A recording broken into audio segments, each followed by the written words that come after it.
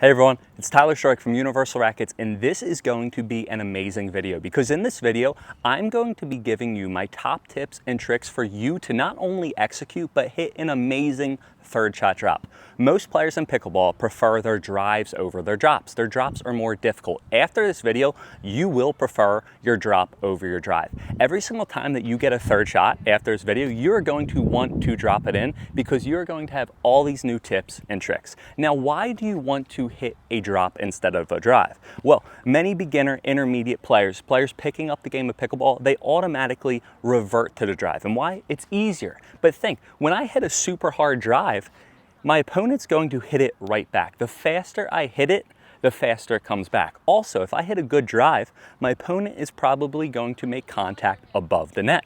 When my opponent makes contact above the net, they can hit down. The drop, what the drop does is it hits it into the opponent's kitchen, which forces them to take the ball on the bounce. And what do they have to do? Instead of hitting on top of the net, now they have to hit up. They have to hit the ball up over the net, and it is going to give you an opportunity to come up to the kitchen. So again, by executing a good drop, it neutralizes your opponent. It forces your opponent to hit up on the ball. They can't do anything but get the ball back. That is why you need to learn the third shot drop. So what's the number one tip with the third shot drop? I'm going to give it to you right off the start, okay? You need to hold the paddle loose. Once again, if you want to execute a good third shot drop, you need to hold the paddle loose. If you hold the paddle super tight, it is not going to be right. Once again, if you hold the paddle super tight with your third shot, it is not going to be right. Too many players, they can't hit a good drop because they try to get the ball in. They try to just get the ball in. What happens? They try to get the ball in, they grip the paddle super tight, trying to force it, and they end up popping the ball up too high, and then their opponent ends up smashing the ball down. So again, players, they're gripping the paddle too tight and they're trying to get it in, but it actually hurts themselves and allows them to pop the ball up too much because you need to be loose. I want you to think, if you hold the paddle tight, you're going to push the ball too much. If you hold the paddle loose, you are going to be able to absorb that pace. You're going to be able to absorb the ball coming at you so you can hit it more shallow into the kitchen. So on a scale of 1 to 10, 10 being a death grip, 1 being dropping your paddle, I want you to be a 2 or a 3. Now, if you're already hitting the drop, you're familiar with the drop, if you want to make it better, instead of holding it, say if you're a 7, I want you to be at a 6. If you're 6, I want you to be at a 5. I want you to be 1 or 2 levels looser than you typically are. So by being loose again, it's going to allow the ball to go more shallow. I want you to think tight. I want you to think loose. Big difference. Less is more with the third shot drop. Now, going off of that, players, they try to get it in. They just try to get the ball in. So by trying to get the ball in, they end up slamming the brakes and stopping right after contact. Maybe they're holding it loose, but they're doing this. They're just trying to get it in. What happens? They slam the brakes, they stop at contact, and they still end up hitting the ball up too high, and their opponent's going to smash the ball. And here's the thing. One time you hit the ball too high, you try to attempt the drop in a game, and your opponent smashes the ball down at you, you're probably not going to want to try again. And we are going to get into mindset tips further down the road in this video. But you can't stop and slam the brakes. If you want to hit a good third shot drop, you need to make sure that you extend throughout your shot. I want you to think that you want to make sure that you fully follow through. Don't slam the brakes, fully follow through. I want you to think about the swing path of the third shot drop. There are 2 things that you need to do in order to get that ball over the net and into the kitchen. Number 1, you need to hit the ball forward. But if you only hit the ball forward, where is the ball going to go? I want you to think, if I only hit the ball forward, where's the ball going to go? It's going to go into the net. Number 2, you need to hit the ball up so that ball can lift over the net. I want you to think that you need to swing forward and then up. You need to propel that ball forward and then go up. So by fully extending throughout your shot, by fully following through, it's going to make such a big difference on your drops. This versus this is a bad one popped up. a super good one and effective. So that is the next tip. We're holding the paddle loose. We're making sure we're extending throughout contact and we're fully following through. A great tip to ensure that you're fully following through is once you're done, you should be able to point the tip of your paddle to wherever you want to go. Again, once I'm done dropping, I want to point the tip of my paddle to wherever I want to go. I want to, once I'm done, and this is for a beginner intermediate player, once I'm done by pointing the tip of my paddle, I should be able to balance a ball on the center of the paddle. Once again, if I'm doing an effective drop for a beginner intermediate player, by pointing the tip of the paddle, allowing myself to balance a ball on the face of my paddle after I'm done, that's going to ensure that I fully followed through. Now, to put all these tips together, the best way that you can do so is I want you to literally think that your drop is a bean bag toss. Once again, when you do your drop, if you want to make sure that you're loose, you fully follow through, you have the exact type of motion, I want you to think that you are doing a bean bag toss. That is the best way to learn and improve your third shot drop. Think about it. I said out and up. When you do a beanbag toss or you're doing cornhole, you want to throw the ball across from you, you need to go forward and up, right? Pretend that there's a cornhole over there. Again, I want to make sure when I do it, I go forward and up. I'm not just going up, I'm not just going forward, I am lifting and going forward and up. By doing that, that is the exact same motion that you want to do when you do your drop. So a great drill that I do, and all of our coaches do at Universal Rackets to teach our students the third shot drop, is all you're going to do is you're literally going to toss a ball, and then you're going to do the exact same motion with your paddle. Again, you're going to take a couple steps back, you're going to toss the ball again, and you're going to then do the exact same motion with your paddle. Think of your third shot drop like the beanbag toss. Work on the beanbag cornhole toss, and it will completely transform your drop and give you the confidence and the repetition and the form to fully execute it properly. Now, the next thing that you want to think, you want to make sure, notice when I do the beanbag toss, when I do my actual drop, I want you to notice where my contact is. How do we hit a good drop? I said you need to swing forward and up, right? In order to swing forward and up, I need to make sure that your contact is out in front and away from your body. Once again, if you're going to hit a good third shot drop, you need to make sure that your contact is out in front and away from your body. You don't want to let the ball get too close to you. I want you to think that you need to be proactive, not reactive. Don't get jammed. Too many players, they get jammed and they go here and watch what happens. Look at my paddle face. The ball is going to automatically go up. So again, too many players, they let the ball get too close to them and they end up popping the ball up. If I can get the ball out in front of my body, that's going to allow me to go forward and up. So again, when you make contact, I want you to make contact out in front and away from your body. I want you to be proactive. I do not want you to be reactive. So again, contact out in front, away from our body. We're holding our paddle loose. We're fully extending throughout contact, right? We're thinking of a bean bag toss. Now, bean bag toss, again, right? When I do my toss, my feet are square and I'm going out in front. Same exact thing. I want you to make sure for your drop that you're getting into your legs. Once again, if you're hitting a good third shot drop, you don't want to be straight up like a tin soldier and just go. I want you to think that you're getting into your legs and pushing off your legs. I want you to think that you're almost even doing a squat. Again, when I go down for this drop, I am dropping into my legs. I'm dropping my weight into the heels. The type of leg movement that you want to think is you're literally pushing in the ground and then going forward and then pushing off the ground. Again, I'm going in the ground with my legs and then I'm pushing off the ground. That is going to give me that proper form. You don't want to think that all the power comes from your wrist. You don't want to think that all the power comes from your arms. You're getting there, you're pushing down into your legs, and then you are finishing forward every single time you hit. Now, going off of that, I want you to notice my stance. I have a stance with my legs, they're about hips width distance apart.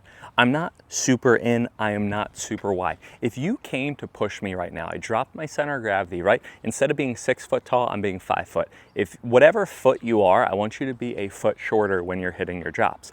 By getting into your legs and dropping your center of gravity, if someone came to push me right now, I wouldn't go anywhere. So by getting into my legs and dropping my center of gravity, that's going to be able to keep my body stable. You want to make sure that your body is stable at contact. And here's a huge reason why players, they miss their drops, including myself. I was playing pickleball today, and what was happening? Someone, they were driving their return back at me, and I'm trying to hit a third shot like this, or I'm hitting a third shot drop like this and I'm moving to the side. I want to make sure wherever I am, I get there, I set my feet, I put my paddle down, and I extend. You want to make sure that you're keeping your body set when you hit.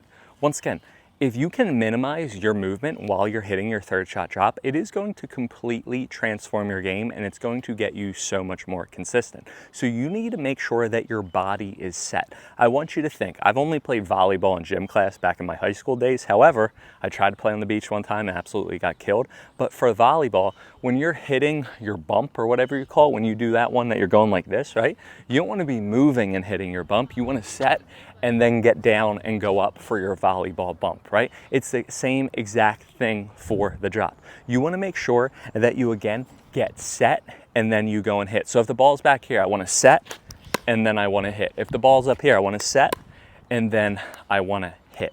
Now, when you do this, here's another big thing. And Ben Johns did a reel, or he did a tip on this, and it completely transformed my game personally.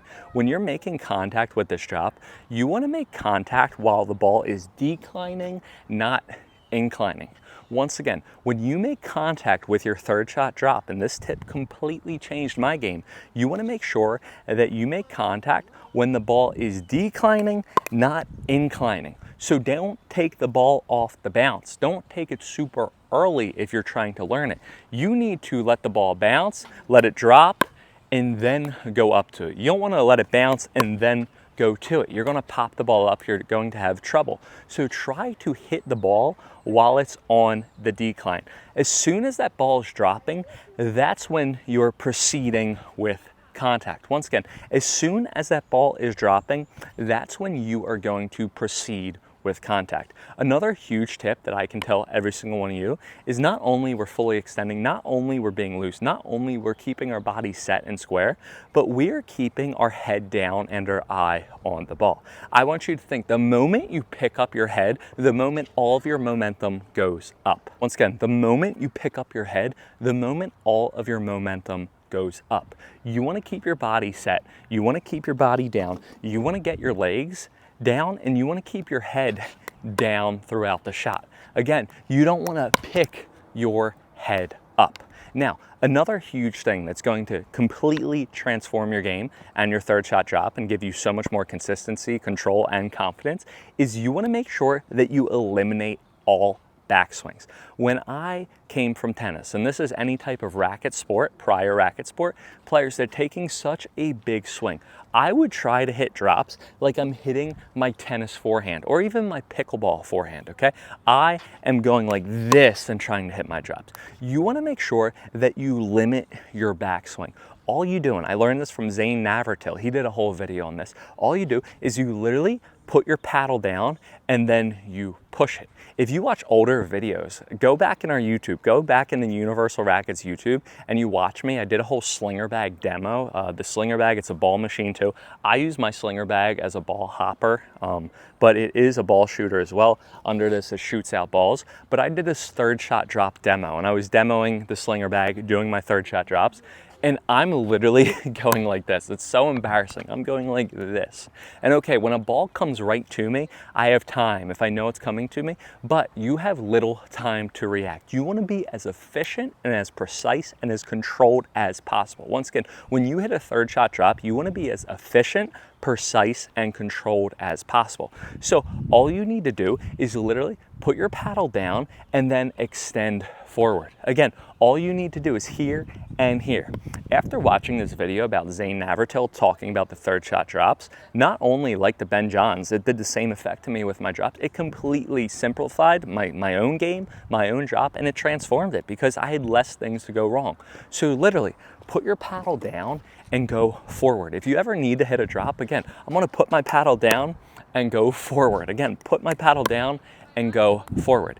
It is just like the dink. And this is the next tip that's going to help you completely improve your drops. I want you to think of your third shot drop like a dink. If you can approach your third shot drop like a dink, it's going to completely transform your game. What do I mean by that? The third shot drop and a dink, they're basically the same technique, except the further back you get, the more distance you need to cover, the more forward you need to hit. Think, when I hit a dink, right, I am swinging just up. The further back that I go into the pickleball court, the more forward and up I need to swing, the more distance I have to cover.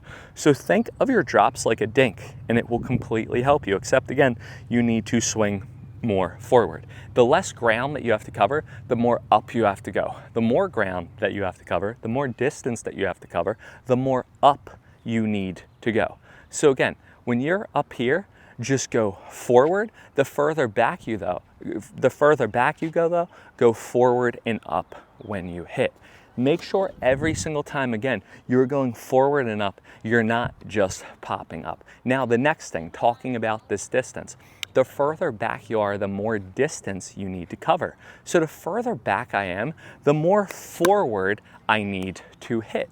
The closer I am with my drops, the less forward I need to hit, the less juice I need on the ball, the less distance I need to cover. So the further back you are, the more difficult it is going to be to hit your drop. You want to make contact with your drops and you want to hit your drops around the transition zone. If you can get a third shot here, it is way easier to hit a third shot closer in the court rather than further back in the court. Because again, the further back I am in the court, the more things that can go wrong.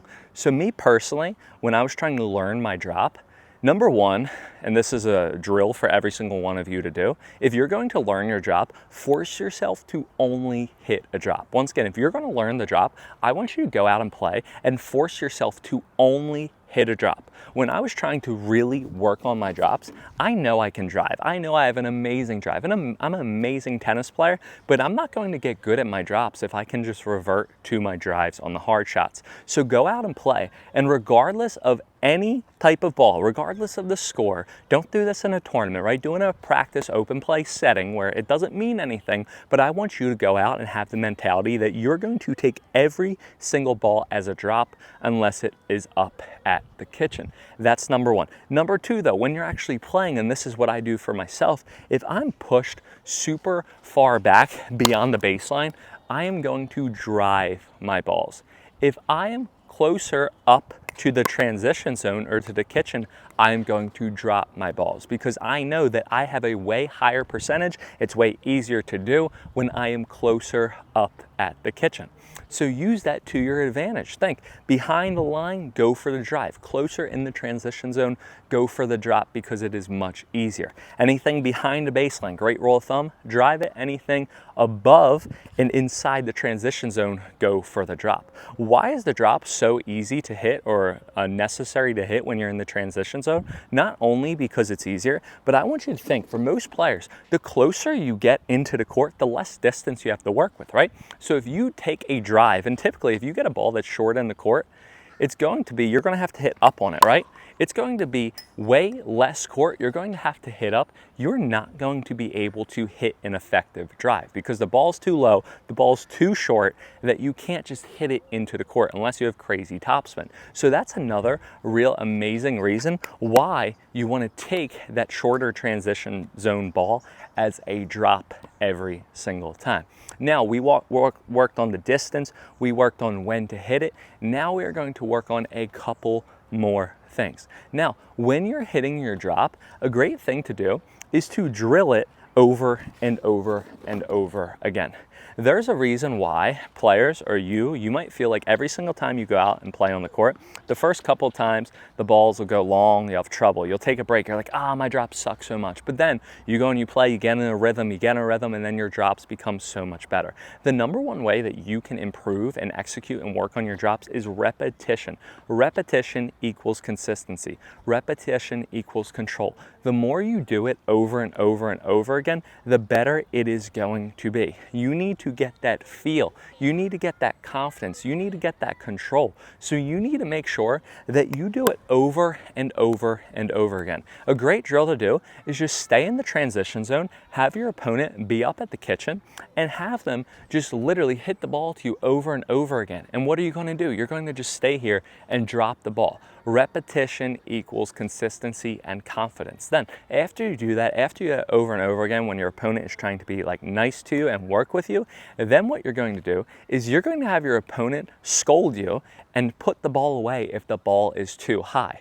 Once again, what you're going to do is I want you to realize if you hit a super high drop, I want your opponent to smack that ball down so you can start to really troubleshoot and minimize the amount of height that you're putting on the ball. You need to be in a real drilling situation where your opponent's going to teach you, oh, hey, that's too far, that's too much. Even if it's high, even if it's a little bit lower, if it gets to them, right, they can take it out of the air. So I want you to work on drops, and again, an intentional setting where if the ball is super high, they can put it away. Now, the next thing that you can do if you want to improve your drops is always drop diagonal. Once again, if you want to increase the consistency, if you want to increase the control, if you want to increase the confidence of your drops, I want you to go diagonal every single time you hit. I want you to think straight ahead is way less distance than diagonal. Diagonal, not only you have way more distance to cover, you have way more consistency. You don't just have those, but you have more of an angle. Now, I said the further back you are, what did I say? That is more distance, right? I said you don't really want to drop, or the more difficult it is. But if you are up in the court, if you take a drop diagonal, it is way more consistent than just going straight ahead. So again, every single time you drop, don't go straight ahead, go diagonal. That's going to get the ball lower to your opponent, rather than if you go straight ahead, it's going to maybe pop it up a little bit higher. I want you to think, I hit a ball here. If I hit it diagonal, my opponent might get low. They might get really in a defensive position. If I hit the same ball though, and I go straight ahead, my opponent's going to get it up at a way higher point. Another place that you can aim, not only going diagonal, is you can aim to the middle of the kitchen. Nothing is better than a third shot drop that is in the middle between your two opponents if you're playing in doubles. If you can aim your third shot drop to the middle of the kitchen in front of both your opponents, it's going to cause miscommunication. They're going to go, you got it, and then you're going to win the point. So again, if you can aim in the middle, that's also very effective. Now, when you're aiming with your drop, I want you to think again, wherever you point your paddle and follow through, the ball is going to go. So if you want to aim your drop to the right of the court, you're going to point your paddle to the right. If you want to aim your drop to the left of the court, you are going to point your paddle to the left. Wherever you point your follow through with your drop, again, the ball is going to go. So if I want to go here, I'm going to go here. If I want to go there, I'm going to go over there. Now, in this section of the video, we are going to troubleshoot why your drops are going too high, or like I just did, in the net. Well, the first thing I want you to think is in the net. We're going to be going over why did your drops go in the net. Well, my drop went in the net because I was trying to be too fine. I know I'm on YouTube right now. I want to get the ball in. This could be you. You have a third shot drop. It's match point your opponent. You just want to get the ball in. So what happens? Not only, I said at the beginning of the video, you stop and you end up popping it up, but you go a little bit too low. You try to perfect it too much and you end up hitting the ball in the net because you're not committing to your shot. So if you ever hit the ball in the net, I need you to think that you need to swing more forward and up. Once again, if you ever hit the ball in the net, if the ball goes in the net, that means you need to hit higher. I want you to think, if you ever hit the ball in the net, that you need to lift the ball up more. So again, if you ever hit the ball in the net, think about it. I'm going forward, not enough. Okay, what do I need to do? I need to lift it up more. I want you to think when you're attempting these drops, you never want to make the same mistake 3 times in a row. So what I mean by that is never hit the ball in the net 3 times in a row. If I hit the ball in the net 2 times in a row, what do I need to do? Hit higher, do more, commit more to it, lift the ball up. That means the third ball, I'm going to hit it so high that it is going to go to the moon. And what I mean by that is I am making adjustments. So if you ever hit the ball in the net, try to give it a little bit more, try to finish a little bit more up, and you're going to get that ball into the court. Now, once you get the ball into the court and you're trying to make the adjustment of not getting it into the net, what's going to happen? You're going to end up popping the ball up too much. And hey, here's the thing, and I want every single person to realize this tip right now. Really listen if you're still watching this video, okay? Are you ready? Missing a ball high is way better than missing a ball in the net. Once again, missing a ball high, I would rather have you, as a pickleball player, miss the ball high 15 times than miss 2 balls in the net. You know why? Think about it. If I hit this ball in the net, whose point is it every single time? It's the opponent's point. If I hit this ball high, what does that mean? Okay, that means I'm gonna stay back. I'm not gonna move up after a good drop, or I'm gonna stay back. But that means what?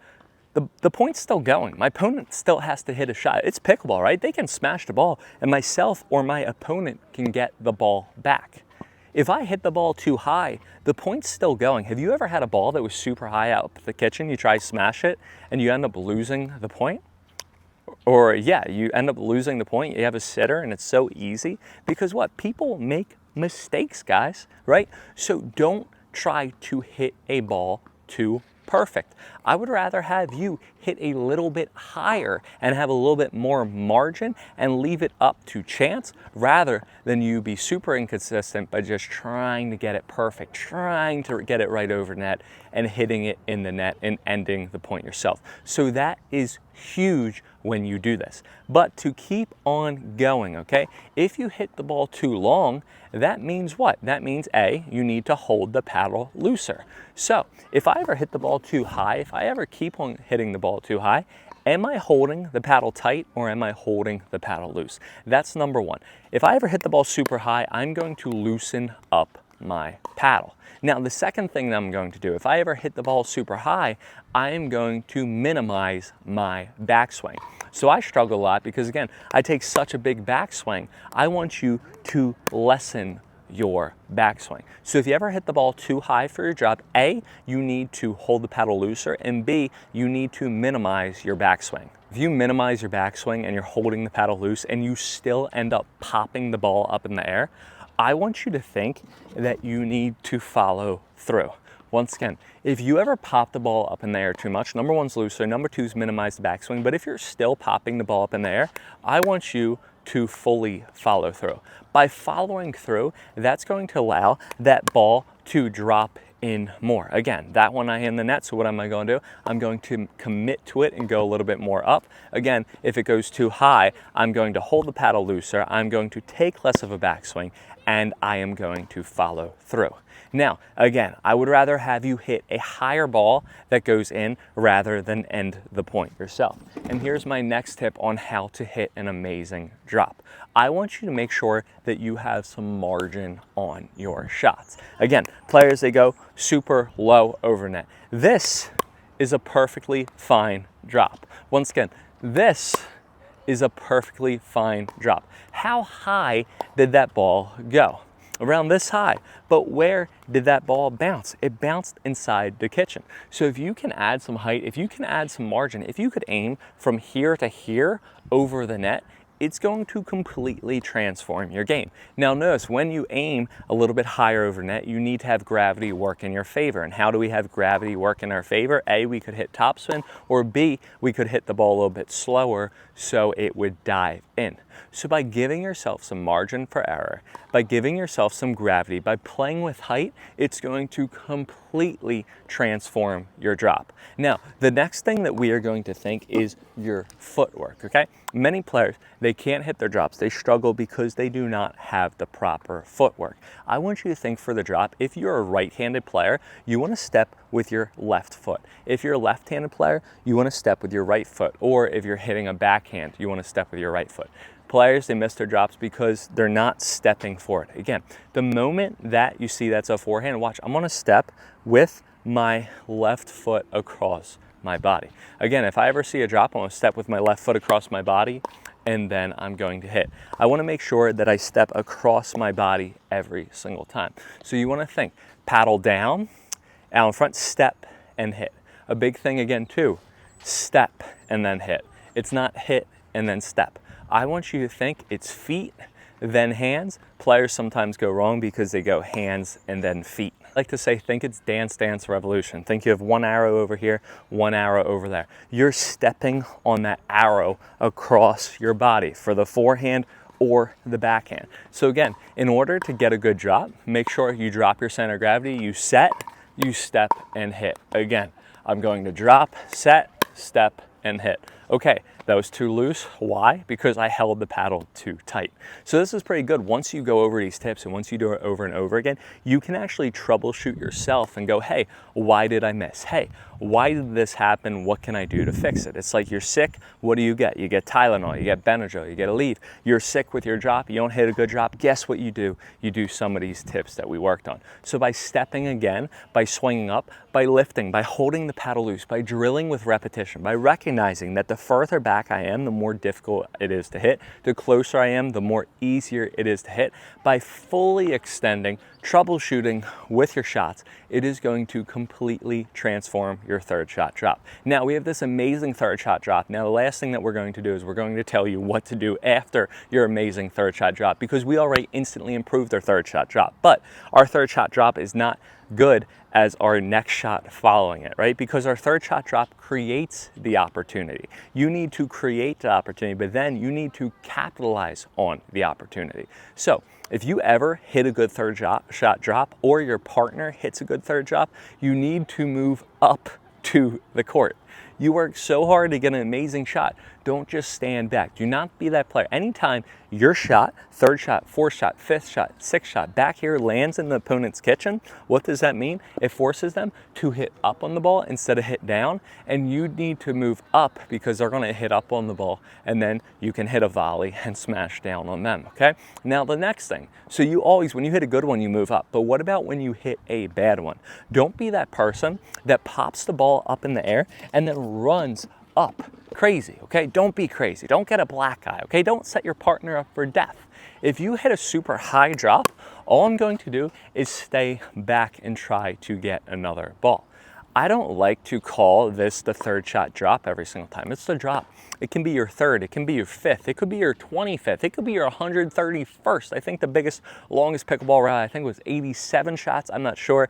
Let me know in the comments below if you do know and put the link because I would love to see it. However though, the thing is if I hit a super bad drop, I'm going to just stay back and keep on trying until what? Until I finally hit a good one and then I can come back into the court. So moral of the story is, if you hit a bad drop, stay back, keep on staying back until you can hit a good one, and then you can come back up into the court. Last but not least, again, the two drills that you're going to do to learn the drop. Number one is tons of repetition, but number two, you're going to start out with a dink. Your partner is going to be at the kitchen. After you make contact, and if you make it over, you're going to take a step back, and then you're going to try to hit it again. If you make it again, you're going to take a step back. If I'm here, what do? I'm going to stay here until I make it, and then I'm going to go all the way back behind the baseline, keep on hitting my drops, and then I'm going to move up forward. I'm going to gradually increase the forward amount that I swing. My partner that's working with me on this drill, they are going to just try to get the ball back, okay? That's the first drill. The second drill that you can do, again, is the beanbag toss. Toss the ball into the kitchen and then hit a normal drop. Toss the ball into the kitchen and then hit a normal drop. If you can apply all these tips and all these tricks, you will have a better drop, and I hope by the end of this video, you will be able to, if you apply these tips, prefer your drop over your drive next time you're out on court. Once again, do not share this to your opponents. PSA, if you want to keep winning pickleball, do not share this to your opponents, share this to your partners. If you want any type of Universal Rackets program in your area, make sure you fill out the link below, and a Universal Rackets representative will get out to you. Make sure to subscribe, make sure to share, and if you guys enjoyed this video, comment how much you guys enjoyed it. Have a good one, happy hitting, and I will see you guys next time on court.